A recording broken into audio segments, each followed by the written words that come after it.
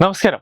പിണറായി സർക്കാർ എന്ന് അധികാരത്തിൽ വന്നുവോ അന്ന് തുടങ്ങി കേരളം എന്ന ദൈവത്തിന്റെ സ്വന്തം നാട് നശിക്കാൻ. കേരളത്തിലെത്തുന്ന സഞ്ചാരികൾക്ക് പോലും സുരക്ഷിതമായിട്ട് ഒന്ന് യാത്ര ചെയ്യാനോ സന്ദർശനം നടത്താനോ ആഘോഷിക്കാനോ കഴിയില്ല. അവർ ഭീതിയോടെയാണ് കേരളത്തിൽ വിനോദസഞ്ചാരം അവർ ആഘോഷിക്കുന്നത്. കാരണം വിദേശികളടക്കം കേരളത്തിൽ ആക്രമിക്കപ്പെട്ടതും വിദേശികളടക്കം കേരളത്തിൽ അതിക്രൂരമായി പീഡനമേറ്റ് കൊല ചെയ്യപ്പെട്ട നാടാണ്. അതും പിണറായി സർക്കാർ ഭരിക്കുന്ന സമയത്താണ്. നമ്മൾ ആ വാർത്തകളൊക്കെ കണ്ടതാണ്. അന്ന് ലോകരാജ്യങ്ങളുടെ മുന്നിൽ നമ്മൾ തലകുനിച്ചതാണ്. കാരണം കഴിഞ്ഞ 10 വർഷങ്ങളായി കേരളത്തിൽ നല്ല വാർത്തകൾ ഇല്ലാതായി. ഒന്നുകിൽ മഹാമാരികൾ, അല്ലെങ്കിൽ പ്രളയങ്ങൾ, അല്ലെങ്കിൽ ഉരുൾപൊട്ടലുകൾ, കൂട്ട ആത്മഹത്യകൾ, കൂട്ട കൊലപാതകങ്ങൾ, അതും ഏറ്റവും പ്രിയപ്പെട്ടവരെ. ഇതാണ് വാർത്താ ചാനലുകളിലും പത്രങ്ങളിലുമൊക്കെ കാണുന്നത്. പിന്നെ അപൂർവങ്ങളിൽ അപൂർവമായി മാത്രം ഒന്നോ രണ്ടോ നല്ല വാർത്തകൾ മാത്രം. ഇവിടെ എന്താണ് സംഭവിക്കുന്നതെന്ന് ആർക്കും അറിയില്ല. പണ്ട് യുപിയിലോ ഗുജറാത്തിലോ ആണ് സംഭവം നടന്നിരുന്നെങ്കിൽ രാത്രികളാകുമ്പോൾ ഡിവൈഎഫ്ഐ പ്രവർത്തകരും SFI പ്രവർത്തകരും CPM പ്രവർത്തകരും അടക്കം കോൺഗ്രസ്സുകാരും അടക്കം പാളയം രക്തസാക്ഷി മണ്ഡപത്തിലേക്ക് മെഴുകുതിരിയുമായിട്ടൊരു ജാഥ, അല്ലെങ്കിൽ കേന്ദ്ര സർക്കാരിന്റെ സ്ഥാപനങ്ങളിലേക്ക് ഒരു മാർച്ച്, സംഘർഷം, ഇതൊക്കെയായിരുന്നു നടന്നത്. പക്ഷേ ഇപ്പോൾ ഇടതുപക്ഷം ഭരിക്കുന്ന കേരളത്തിൽ എന്ത് സംഭവിക്കുന്നു എന്ന് മന്ത്രിമാർക്കും അറിഞ്ഞൂടാ, ആർക്കും അറിഞ്ഞൂടാ. യഥാർത്ഥത്തിൽ ലോ ആൻഡ് ഓർഡർ തകിടം മറിഞ്ഞു കിടക്കുന്നു. കേരളത്തിൽ ഇപ്പോൾ നാം കണ്ടുകൊണ്ടിരിക്കുന്ന ഒരു വസ്തുതയാണ് അമ്മയും മക്കളും തമ്മിലുള്ള ബന്ധങ്ങൾ. വെഞ്ഞാറമൂട്ടിലെ ആ പയ്യൻ സ്വന്തം അമ്മയുടെ കഴുത്തിൽ ഞെരിച്ചുകൊണ്ട് തല നിലത്തടിച്ച് മരിച്ചുവെന്ന് ഉറപ്പുവരുത്തിയെങ്കിലും ദൈവമെന്തോ കരുണ ആ അമ്മയോട് കാണിച്ചപ്പോൾ അവർക്കിപ്പോൾ ബോധം വന്നു തുടങ്ങി. എന്നാൽ പോലീസിനോടും മജിസ്ട്രേറ്റിനോടും കൊടുത്ത മൊഴിയാണ് നമ്മൾ കേൾക്കേണ്ടത്. കട്ടിൽ നിന്നും താഴെ വീണതാണ് സർ എന്നാണ് ആ അമ്മ പറഞ്ഞപ്പോൾ ആ മകനെ രക്ഷപ്പെടുത്താൻ മാത്രമാണ് അമ്മ ചെയ്തത്. പക്ഷെ അമ്മയ്ക്കറിയില്ല മകൻ 5 പേരെ കൊന്ന ഒരു നരാധമനായ ഒരു കുറ്റകൃത്യം ചെയ്തിരിക്കുന്നുവെന്ന്. അതാണ് മാതൃസ്നേഹം. ആ സ്നേഹം കൂടിയതിനാലാകാം അവൻ ഇത്തരം ആക്രമണത്തിലേക്ക് നീങ്ങിയത്. എല്ലാ കേസുകളും കള്ളും കഞ്ചാവും മയക്കുമരുന്നും ഒക്കെയാണെന്ന് പറഞ്ഞു പരത്തി നിസാരമായി തള്ളരുത്. ചെറുപ്പക്കാരിൽ കുറെ നാളുകളായി കണ്ടുവരുന്ന ഈ പ്രവണതകൾക്ക് കാരണക്കാരായിട്ടുള്ളത് 100% സമൂഹം തന്നെയാണ്. കഞ്ചാവ് കേസിൽ അകപ്പെട്ട മകനെ അടികൊടുത്ത് അനുസരിപ്പിക്കേണ്ട MLA ആണെങ്കിൽ ആ MLA ചെയ്തതെന്താണ്? മകനെ കേസിൽ നിന്ന് മൂരാനും അറസ്റ്റ് ചെയ്തവനെ കുറ്റക്കാരനാക്കാനും വേണ്ടി പാഞ്ഞു നടക്കുകയാണ്.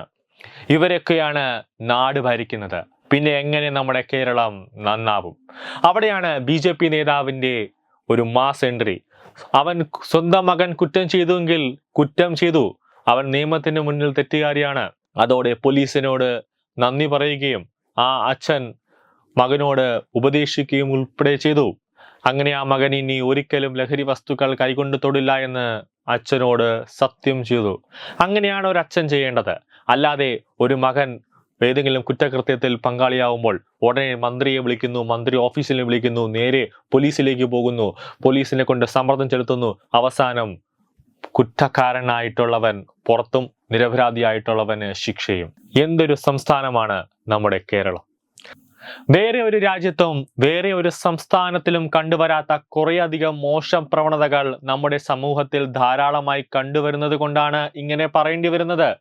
കഴിഞ്ഞ 10-20 വർഷമായി കേരളത്തിൽ വന്നിട്ടുള്ള മാറ്റങ്ങൾ രാഷ്ട്രീയത്തിലും മതത്തിലും പ്രകൃതിയിലും കാലാവസ്ഥയിലും വളരെ പ്രകടനമാണ്.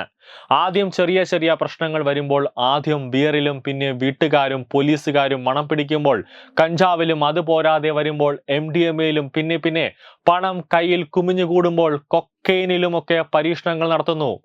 500ഓളം കോടി ആസ്തി ഉണ്ടായിരുന്ന ഡോക്ടറായ അച്ഛനെയും അമ്മയെയും സഹോദരിയെയും വെട്ടിനുറുക്കി കത്തിച്ചു കളഞ്ഞ കേഡൽ ജിൽസൺ രാജ എന്ന 30 വയസ്സുകാരൻ കമ്പ്യൂട്ടറിൽ പേടിപ്പെടുത്തുന്ന ഗെയിമുകൾ ഉണ്ടാക്കി അതുപോലെയുള്ള ഗ്രൂപ്പുകളുടെ സ്വാധീനത്തിൽ അകപ്പെട്ട് പണം മോഹിച്ച് മാത്രം നടത്തിയ കൊലപാതകമായി മാറി. ഇപ്പോഴും കാരണം ബോധ്യപ്പെടാത്ത ഒരു ക്രിമിനൽ ചിന്താഗതിയാണ് കേഡൽ ജിൽസൺ രാജ. കഴിഞ്ഞ ജനുവരിയിൽ പരവൂരിലെ റീതു ജയൻ എന്ന 27 വയസ്സുകാരൻ അയൽവാസികളായ 3 പേരെ തലയ്ക്ക് പൈപ്പ് കൊണ്ടടിച്ചില്ലാതാക്കി. അയൽവക്കത്തുള്ളവർ പുച്ഛിച്ചുകൊണ്ട് കളിയാക്കിയതിനാലാണ് അവരെ അങ്ങനെ ചെയ്തതെന്ന് പറയുമ്പോൾ അവിടെയും മാനസികാവസ്ഥ നമുക്ക് മനസ്സിലാകുന്നില്ല.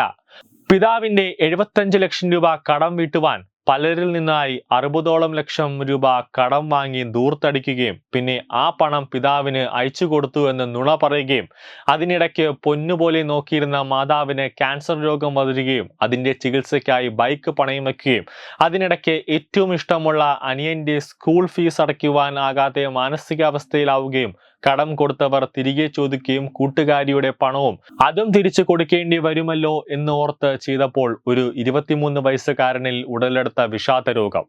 മോഹൻലാലിന്റെ മീശ പിരി സിനിമകൾ ഇറങ്ങിയപ്പോൾ കേരളത്തിലെ ചെറുപ്പക്കാർ വൈകിട്ടായാൽ കരിക്കിൽസ് ഓട്ക ഒഴിച്ച് വെള്ളമടി പാർട്ടികളും കാണുന്നവനെ മുഴുവൻ വെട്ടിവീഴ്ത്തുന്ന ഒരു കാലഘട്ടവും കേരളത്തിലുണ്ടായിരുന്നു. ധൂം എന്ന സിനിമ കണ്ട ആവേശത്തിൽ കൊച്ചിയിലെ ഏറ്റവും മോഷ്ടിച്ച് വീട്ടിലെത്തിയപ്പോൾ സ്വന്തം അമ്മ മകനെ പോലീസിൽ ഏൽപ്പിച്ചതും കേരളത്തിൽ തന്നെ. ജോജുവിന്റെ അലുമ്പ് സിനിമയായ തല്ലുപൊളി സിനിമയായ പണി കണ്ടപ്പോൾ ചെറുപ്പക്കാരിൽ ആവേശം പടരുകയും അത് കഴിഞ്ഞു വന്ന മാർക്കോ എന്ന കോപ്പിയടി സിനിമ കണ്ടപ്പോൾ ചെറുപ്പക്കാരിലെ ക്രൂരതകൾ അതിന്റെ മൂർധാവിലേക്ക് എത്തുകയും ചെയ്തു. അവർക്കൊന്നും ചോരയെ ഭയമില്ലാതാക്കിയതിൽ ഈ വക വടക്ക് സിനിമകൾക്കുള്ള പങ്ക് നിസാരമല്ല. ഇക്കഴിഞ്ഞ 10 വർഷങ്ങളായി കേരളത്തിൽ നിന്നും നല്ല വാർത്തകളൊന്നും കേൾക്കുന്നില്ല. ഒന്നുകിൽ മഹാമാരി, അല്ലെങ്കിൽ പ്രളയങ്ങൾ, അല്ലെങ്കിൽ ഉരുൾപൊട്ടൽ, അല്ലെങ്കിൽ കൂട്ടാത്മഹത്യകൾ, അല്ലെങ്കിൽ രാഷ്ട്രീയ കൊലപാതകങ്ങൾ, അതല്ലെങ്കിൽ കാട്ടാനകൾ, കാട്ടുപന്നികൾ, കടുവകൾ, പുലികൾ ഇറങ്ങി മനുഷ്യരെ നിഷ്ഠൂരം കൊല്ലുന്നു. ഇതെല്ലാം നമ്മൾ കാണുന്നത് കേരളത്തിലാണ്. മറ്റു യുപിയിലോ ഗുജറാത്തിലോ ഒരിടത്തുമല്ല. ബലി ഇഷ്ടമുള്ള ഭരണാധികാരികൾക്ക് മുന്നിൽ ദൈവം ചോര വീഴ്ത്തുന്നത് പോലെ തോന്നിപ്പോകുന്നു ഇതൊക്കെ നമ്മൾ കാണുമ്പോൾ. രാജാവ് മോശക്കാരനാകുമ്പോൾ പ്രജകളും അത് അനുഭവിക്കേണ്ടി വരുന്നു. ഇടതുപക്ഷ സർക്കാർ പറയുന്നത് പോലെ ഒരു മാറ്റം അനിവാര്യമാണ്. എല്ലാം ശരിയാവും. അതിനുവേണ്ടി ജനങ്ങളും പ്രവർത്തിക്കണം. ന്യൂസ് ഡെസ്ക് തത്തമൈ news. Edubix online executive education. Focus physiotherapy centre Pattom. Unnat engineering Gujarat. തീർത്ഥയാത്ര.com. Iron build Gujarat.